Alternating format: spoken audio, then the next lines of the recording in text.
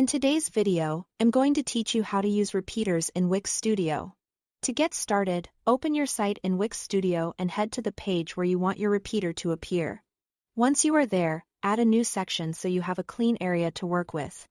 This gives your content a clear structure and makes it easier to position and style everything properly from the beginning. Next, open the Add Elements panel on the left side. Or, if you prefer a faster workflow, use the Quick Add menu.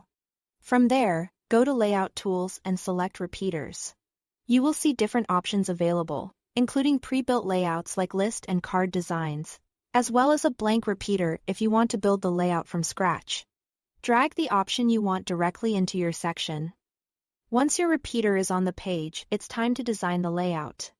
One of the most important things to understand about repeaters in Wix Studio is that you only need to design a single item. Add the elements you want inside one repeater item, such as text, images, or buttons.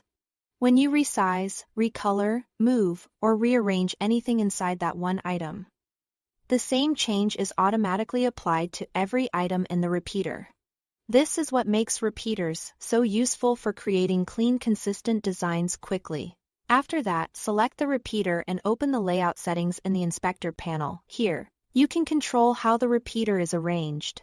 You can adjust how many items appear in each row, set the spacing between items with exact pixel values, and change the alignment to better match the rest of your page. Taking a moment to fine-tune these settings can make a big difference in how polished the final layout looks. If you want a more visually dynamic design, you can turn on the A/B design pattern in the layout panel. This creates an alternating style for every other item, which is especially helpful if you want to add variety while still keeping the overall structure organized and consistent. For dynamic, data-driven sites, you can also connect your repeater directly to the CMS. Select the repeater. Go to CMS Connections, choose the dataset or collection you want to use, and then connect your text and image elements to the correct fields.